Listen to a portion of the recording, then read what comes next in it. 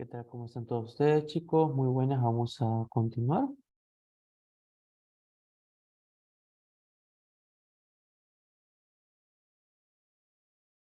Ya con el último componente que viene a ser inflamación sistémica, ¿no? Es importante recordar que una vez que el proceso inflamatorio eh, comienza a expandirse, comienza a distribuirse más allá de la zona donde está dando la noxa, pasa de un estado de inflamación localizada a inflamación sistémica.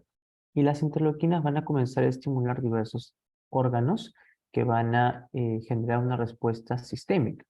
Dentro de esos, por ejemplo, tenemos el hígado. El hígado, principalmente estimulado por la interleuquina 6, va a comenzar a producir los famosos reactantes de fase aguda, los cuales vamos a estudiar a detalle el día de hoy.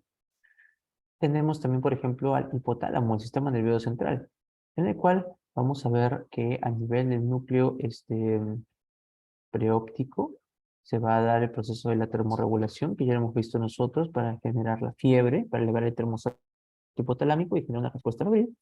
Y vamos a ver después cómo a nivel del núcleo arcuato termina estimulando los centros anorexígenos e inactivando los centros orexígenos para generar la hiporexia, ¿no? Que está asociada a la inflamación sistémica. ¿Está? En la médula ósea vamos a ver nosotros cómo va a activar lo que vienen a ser los precursores de los glóbulos blancos, ¿no? Y es por ese motivo, y a generar una salida un tanto precoz de las formas jóvenes. Es por ese motivo que hay un aumento de lo que vienen a ser los famosos bastones, ¿no? Y lo que se conoce pues como la famosa desviación izquierda. Vamos a ver que a nivel musculoesquelético también se va a potenciar el catabolismo muscular. Muy bien, entonces comenzamos. Es una imagen bien bonita en la cual podemos visualizar aquí los reactantes de fase aguda.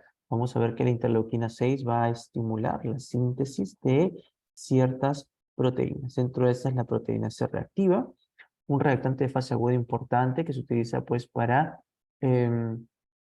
de cuantificar, ¿no?, lo que viene a ser la inflamación, ¿no? Determinar si es que hay un proceso inflamatorio sistémico o no. La proteína A amiloide sérica, una molécula también que interviene en el componente inflamatorio sistémico, pero va a ser importante esta proteína porque en pacientes que tienen patologías inflamatorias crónicas, se puede depositar y desencadenar una amiloidosis, ¿no?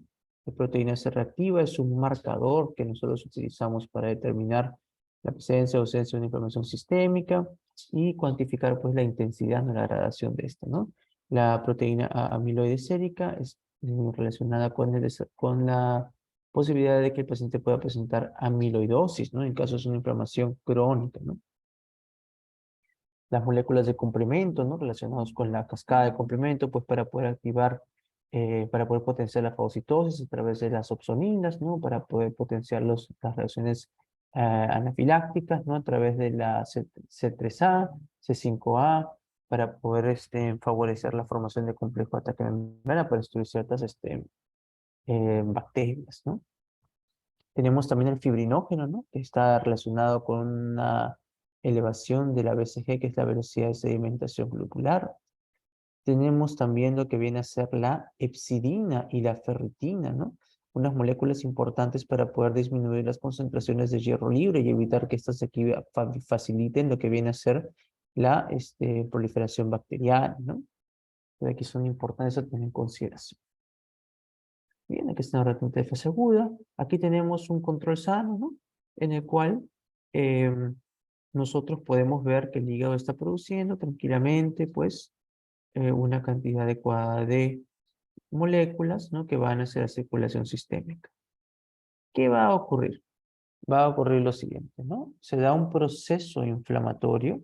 Este proceso inflamatorio comienza a producir citoquinas que sus concentraciones comienzan a llegar hasta la circulación sistémica, llegan al hígado y aumentan considerablemente la producción de reactantes de fase aguda, ¿no?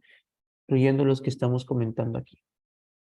Un dato importante a tener en consideración es el siguiente, ¿no? Que estas interleuquinas que se han producido, proteínas que se han producido en la zona comprometida, viajan a la circulación sistémica y son las que van a interactuar con los hepatocitos.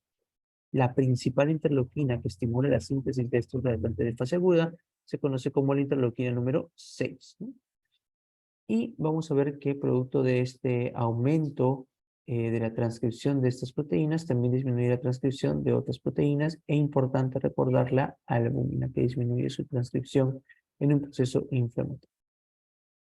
¿No? Muy bien. Continuamos, aquí tenemos otra imagen donde podemos ver otra vez lo mismo, ¿no? Tenemos aquí a nuestro hepatocito. Tenemos aquí interleuquina 1, factor de colesterol alfa, que también actúan, aumentando la expresión de ARN mensajero para formar estas proteínas que son los receptores de fase aguda, pero no se olviden la más importante, la interleuquina 6, ¿no? Y a través del STAT3 y el FKB aumenta lo que viene a ser la producción de ARN mensajero de estas proteínas. No se olviden el complemento, otras opsoninas como la proteína C reactiva, porque la proteína C reactiva también es una opsonina, ¿no? Y aparte de ser una opsonina, la proteína C reactiva también permite activar la vía clásica de complemento. Profesor, disculpe, pero la vía clásica de complemento no se activaba por los inmunocomplejos, ¿no? Que era de IgG o IgM. Sí, es correcto, pero también se va a poder mediar gracias a la proteína C reactiva, la activación del complejo complemento 1, ¿no? También no se olviden. La proteína amiloide sérica y tenemos otros componentes importantes como la epsidina y el fibrino. Vamos a la proteína C reactiva. Aquí tienen ustedes, ¿no? Lo que viene a ser un componente infeccioso o inflamatorio. Se libera interleuquina 6, interleuquina 1 beta, la interleuquina 6 la más importante. Se activa el factor de transcripción NF-κB. Este aumenta la transcripción de la proteína C reactiva, ¿no?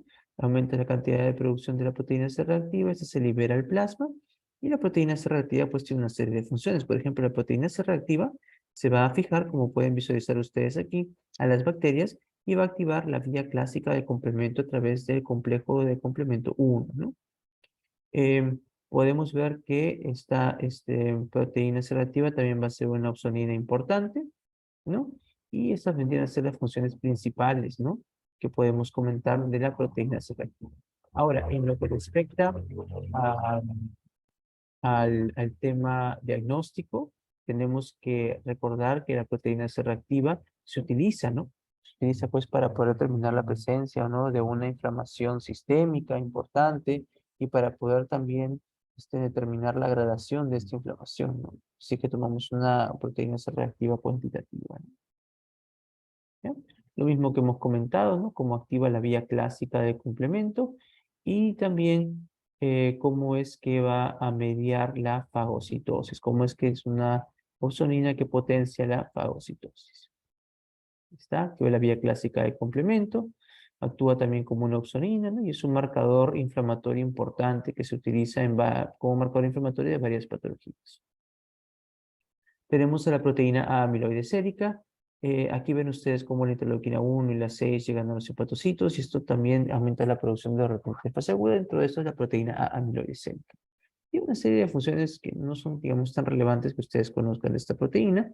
Lo que ustedes sí deben conocer es que esta proteína, cuando estamos en un paciente que tiene inflamación crónica, sostenida, mantenida en el tiempo por una larga duración, eh, puede esta proteína amiloide sérica comenzar a depositarse a nivel del intersticio y desencadenar lo que se conoce como la amiloidosis, ¿no? Entonces, tenemos dos tipos de amiloidosis sistémica.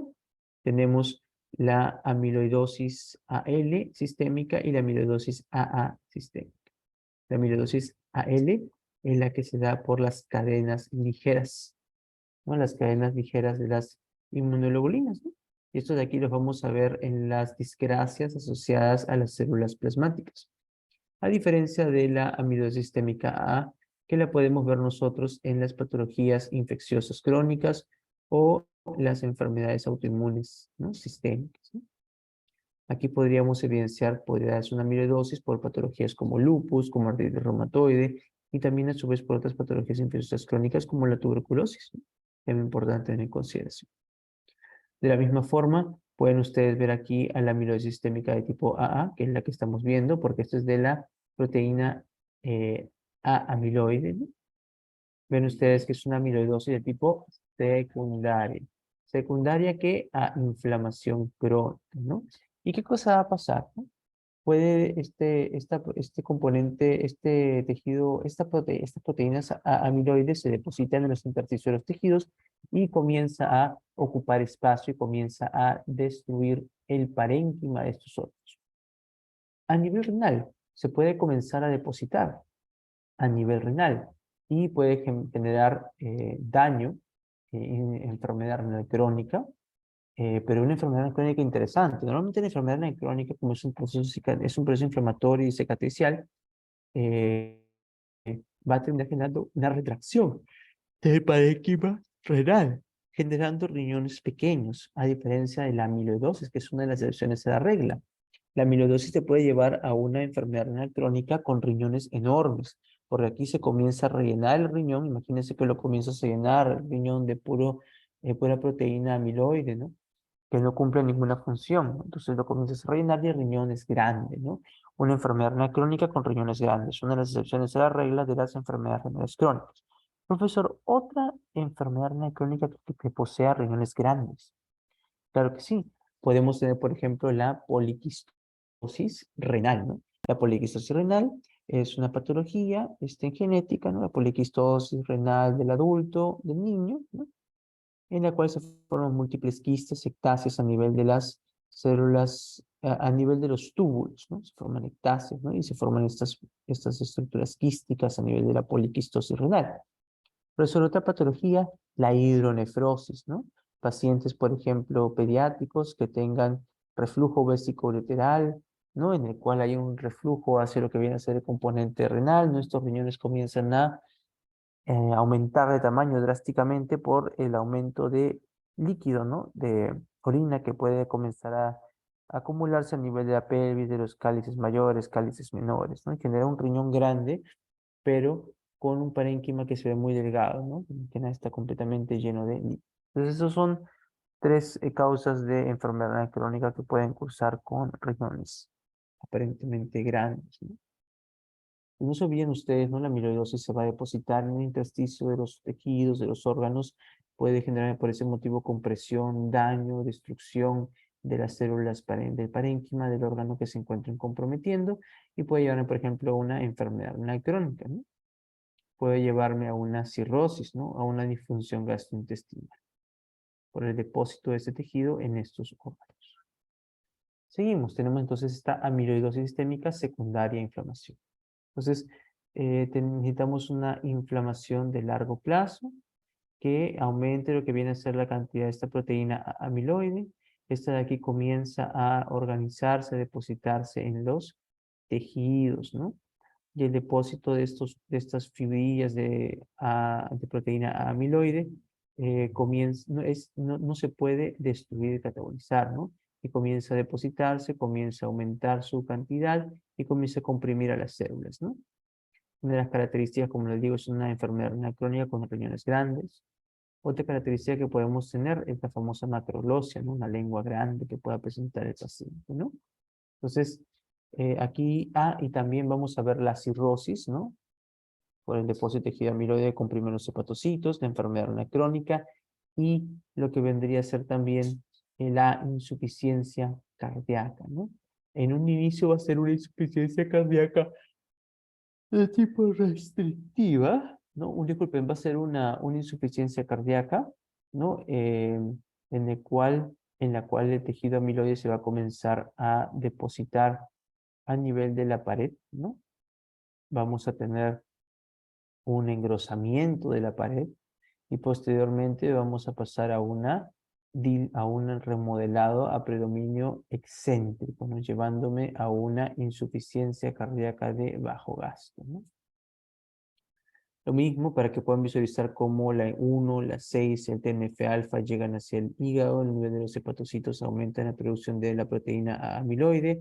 Esta proteína amiloide se puede depositar en los riñones principalmente, a nivel tracto gastrointestinal, se puede depositar, ingresa a la pared y termina generando síndrome de mala absorción a nivel del vaso, a nivel de lo que viene a ser el hígado, puede desencadenar una cirrosis y a nivel del corazón, insuficiencia cardíaca. Eso vamos a ver con detalle en cardio. Lo mismo, un tejido normal, tenemos aquí el hígado, va a liberar estos monómeros de proteína amiloide. Pero en la amiloidosis por proteína amiloide, estos de aquí van a aumentar en grandes cantidades por una inflamación mantenida a largo plazo. Comienzan a formar oligómeros, de ahí fibrillas, y estas se terminan depositando en el intersticio, comprimen a las células y las destruyen posteriormente. Causas, tenemos aquí una gran cantidad. Por ejemplo, a la artritis reumatoide, ¿no? La artritis idiopática juvenil, ¿no? Estas son importantes a tener en consideración. Patologías inflamatorias de tracto gastrointestinal, como la enfermedad de Crohn, ¿no? Otras causas de infección crónica, como una osteomielitis o una tuberculosis, ¿no? Las neoplasias también, recuerden ustedes, que generan un perfil proinflamatorio, y las vasculitis, ¿no? También te pueden, porque es un proceso inflamatorio, también te pueden llevar a producir gran cantidad de proteína amiloide y terminar generando una amiloidosis.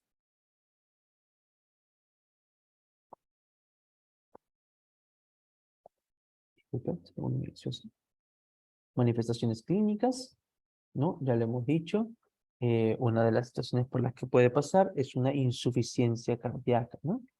Y por el mismo depósito de tejido amiloide puede terminar afectando a las células de conducción y generar arritmias, ¿no? El depósito de tejido amiloide puede también ocupar lo que viene a ser el túnel de Carpi, generar un síndrome de túnel de Carpi.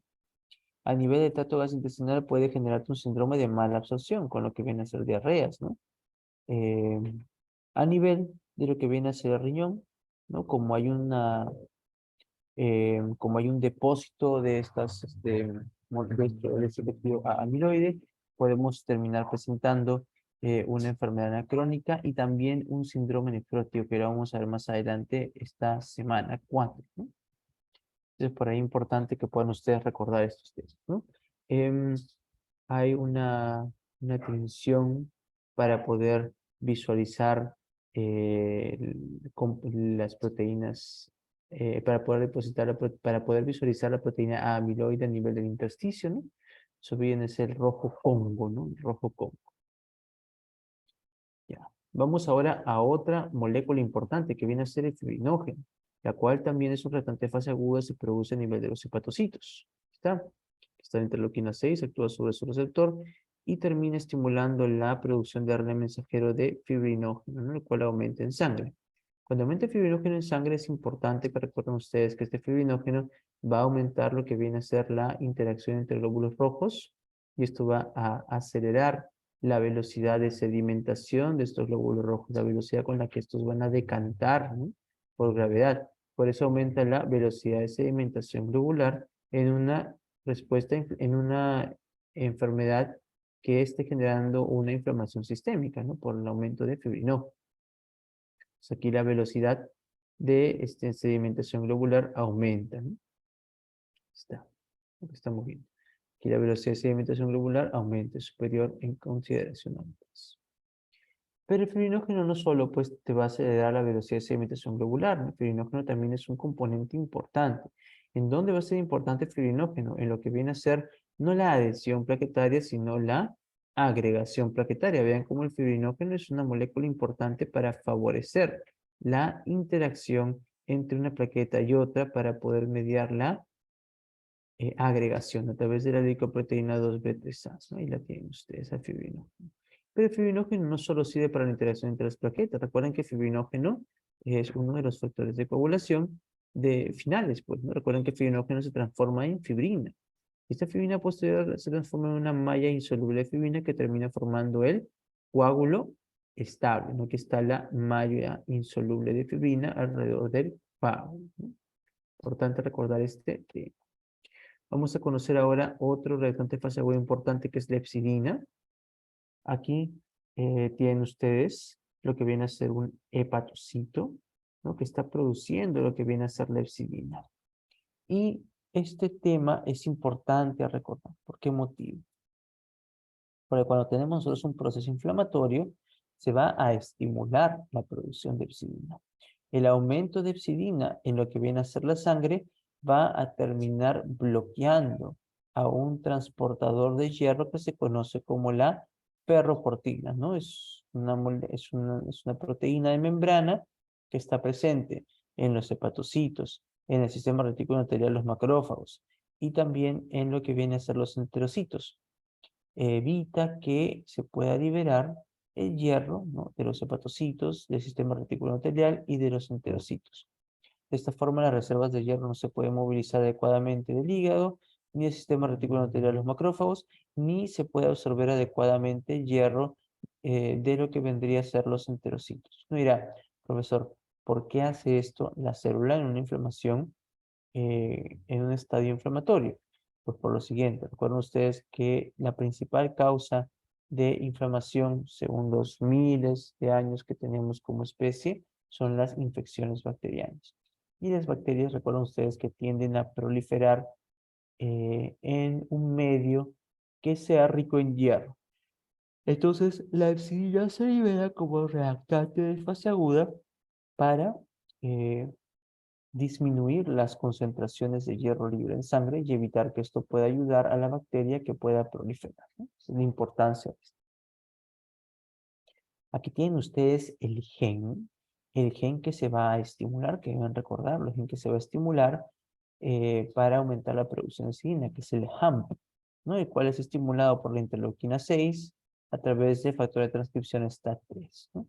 Esta epsilina, vean cómo bloquea la ferroportina del enterocito, la ferroportina del macrófago y también debería estar aquí bloqueando la ferroportina del hepatocito, ¿no?